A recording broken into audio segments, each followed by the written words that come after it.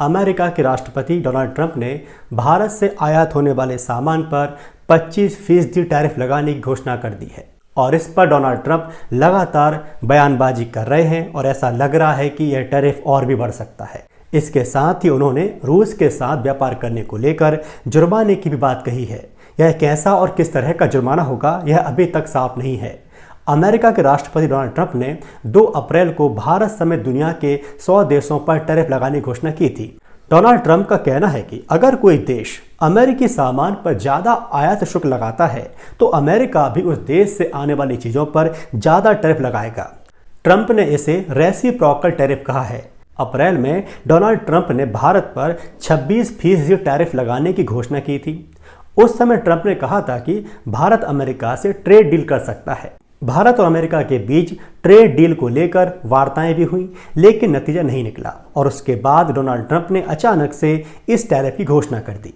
हालांकि भारत और अमेरिका के बीच व्यापार समझौते को लेकर बातचीत अब भी जारी है, लेकिन कुछ क्षेत्रों को लेकर मतभेद बने हुए हैं। रिपोर्टों के मुताबिक भारत जेनेटिकली मॉडिफाइड फसलें जैसे सोयाबीन और मक्का आयात करने का विरोध कर रहा था और घरेलू डेयरी बाजार विदेशी कंपनियों के लिए खोलना नहीं चाहता था। ये 2 मुख्य मुद्दे हैं जिनको लेकर भारत और अमेरिका के बीच बात नहीं बन पा रही है। नमस्कार, इस वीडियो में हम भारत और अमेरिका के बीच टैरिफ को लेकर चल रहे विवाद के बारे में समझने का प्रयास करेंगे। साथ ही जानने का प्रयास करेंगे कि भारत को इस टैरिफ से क्या नुकसान हो सकता है। चलिए सबसे पहले बात करते हैं भारत और अमेरिका के बीच कितना व्यापार होता है।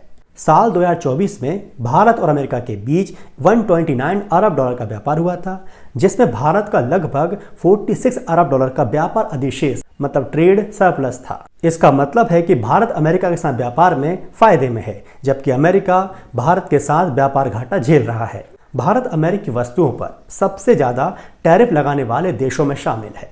भारत आयात पर सर्वाधिक औसतन 17% टैरिफ लगाता है। वहीं अमेरिका का टैरिफ 2 अप्रैल से पहले 3.3% ही था। इंडियन एक्सप्रेस की एक रिपोर्ट के मुताबिक भारत में साल 1990-91 तक औसत टैरिफ दर 125% तक थी। उदारीकरण के बाद यह कम होती चली गई। साल 2024 में भारत की औसत टैरिफ दर 11.66% थी। वहीं द हिंदू की रिपोर्ट के मुताबिक भारत सरकार ने टैरिफ के 150%, 125% और 100% वाले दरों को समाप्त कर दिया है। ट्रंप के दोबारा राष्ट्रपति बनने के बाद भारत सरकार ने टैरिफ रेट में बदलाव किया। भारत में लग्जरी कार पर 125% टैरिफ था, अब यह 70% कर दिया गया। ऐसे में साल 2025 में भारत का औसत टैरिफ रेट घटकर 10.65% हो गया है। आमतौर पर हर देश टैरिफ लगाते हैं, लेकिन अन्य देशों की तुलना में भारत सबसे ज़्यादा टैरिफ लगाने वाला देश है। इसी वजह से ट्रंप बार बार भारत को दुनिया के सबसे ज़्यादा टैरिफ लगाने वाले देशों में गिनते हैं। ट्रंप चाहते हैं कि जिन देशों के साथ अमेरिका का व्यापार घाटा है उसे खत्म किया जाए। अब बात करते हैं कि इस टैरिफ से भारत के किन क्षेत्रों पर असर पड़ेगा। डोनाल्ड ट्रंप ने अपने social media platform truth social पर भारत के ऊपर 25% टैरिफ लगाने की घोषणा तो की है, लेकिन इसमें किस किस क्षेत्र पर कितना टैरिफ लगेगा इसका ब्यौरा नहीं दिया है। हालांकि जब अप्रैल में टैरिफ की घोषणा की गई थी तब साफ था कि भारत के किन किन क्षेत्रों पर इसका असर होगा। अमेरिका को निर्यात किए जाने वाले उत्पाद खास तौर से भारत के 30 क्षेत्रों से आते हैं। इनमें से 6 कृषि और 24 उद्योग क्षेत्र में आते हैं। हालांकि उस समय सबसे खास बात यह थी कि भारत के सबसे बड़े औद्योगिक निर्यात फार्मा उद्योग को इस टैरिफ से छूट दी गई थी, लेकिन इस बार ऐसा हुआ है या नहीं यह अभी तक साफ नहीं है। इसके अलावा जिन क्षेत्रों पर सबसे ज्यादा असर पड़ने के आसार हैं वे ज्वेलरी, कपड़ा, टेलीकॉम और इलेक्ट्रॉनिक सामान, ऑटोमोबाइल और केमिकल से जुड़े हैं। निकोर एसोसिएट्स में अर्थशास्त्री मिताली निकोर कहती हैं कि इसे सिर्फ 25% टैरिफ नहीं मानना चाहिए, क्योंकि इसमें 10% पेनाल्टी भी है। इसका मतलब टैरिफ 35% हो गया है। मतलब साफ है, 25% बेस रेट है और 10% टैरिफ तब तक लगता रहेगा जब तक हम रूस से ऑयल लेते रहेंगे। यह कुल 35% का टैरिफ है। भारत से अमेरिका को 11.88 अरब डॉलर का सोना, चांदी और हीरा निर्यात होता है। इस क्षेत्र में निर्यात कम होने पर इसका असर छोटे कारीगरों और कारोबारियों पर पड़ेगा। वहीं जेएमएन ज्वेलरी सेक्टर पर इसका सबसे ज़्यादा असर होगा। साथ ही गुजरात, राजस्थान और महाराष्ट्र जैसे राज्यों पर असर पड़ेगा, क्योंकि इन राज्यों से ही सबसे ज़्यादा निर्यात होता है। भारत से अमेरिका को 4.93 अरब डॉलर का कपड़ा निर्यात होता है, इसलिए इस क्षेत्र पर भी असर पड़ने वाला है। इसके अलावा टेक्सटाइल उद्योग पर पड़ने वाला असर भारत के पड़ोसी मुल्कों पर लगने वाले टैरिफ से भी तय होगा। बांग्लादेश से काफ़ी बड़ी तादाद में टेक्सटाइल एक्सपोर्ट होता है और वियतनाम अपनी ट्रेड डील अमेरिका के साथ कर चुका है। और यदि यही कंडीशन रही तो भारत और बांग्लादेश से अमेरिका का होने वाला व्यापार अब वियतनाम की ओर जाएगा। इस सेक्टर में महिलाएं भी शामिल हैं, तो उन पर भी असर पड़ सकता है। वहीं दूसरी ओर भारत अमेरिका को 14.39 अरब डॉलर के मोबाइल, टेलीकॉम और इलेक्ट्रॉनिक डिवाइस बेचता है। जाहिर सी बात है कि इन पर भी असर पड़ेगा।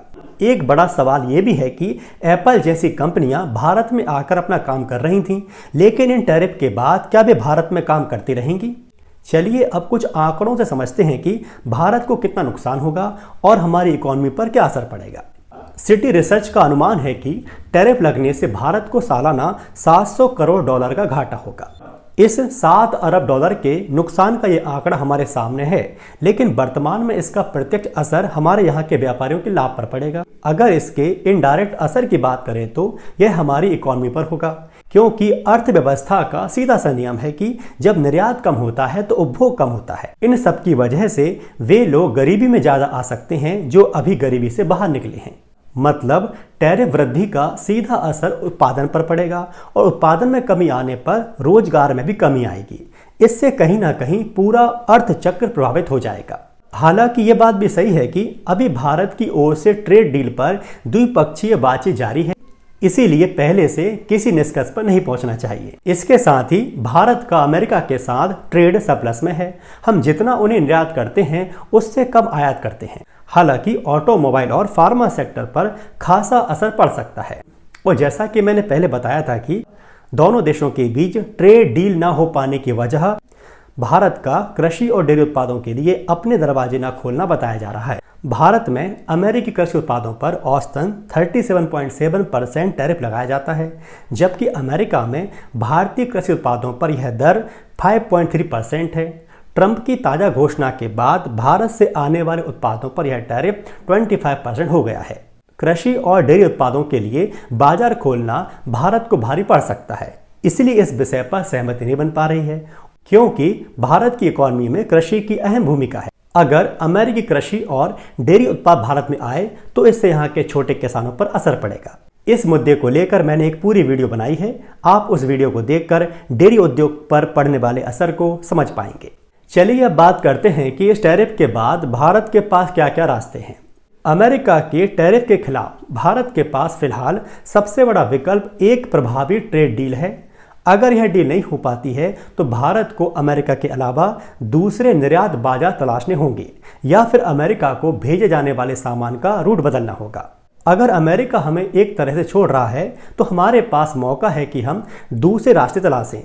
हमने हाल ही में ब्रिटेन के साथ फ्री ट्रेड एग्रीमेंट किया है, इन मौकों को भी गंभीरता से देखना चाहिए। अमेरिका के साथ होने वाले व्यापार घाटे को कम करने के लिए संभव है कि रूस और चीन के साथ व्यापार बढ़ाना पड़े। हालांकि रूस के साथ हमारे संबंध अच्छे हैं, लेकिन चीन से संबंध दोबारा बनाने होंगे। इसके अलावा भारत के पास भी टैरिफ बढ़ाने का विकल्प मौजूद है, लेकिन अगर भारत ने टैरिफ बढ़ाया तो अमेरिका भी उसी तरह प्रतिक्रिया देगा। इसीलिए अपने बाजार को डायवर्ट करना बेहतर रणनीति हो सकती है। अब आने वाला वक्त ही बताएगा कि भारत इस पूरे मामले में किस तरह से प्रतिक्रिया देता है। साथ ही एक फैक्टर ये भी है कि डोनाल्ड ट्रंप लगातार अपने बयान बदलते रहते हैं। कुल मिलाकर भारत को डोनाल्ड ट्रंप के मामले में धैर्य के साथ काम लेना होगा और समझना होगा कि डोनाल्ड ट्रंप आगे क्या करने वाले हैं।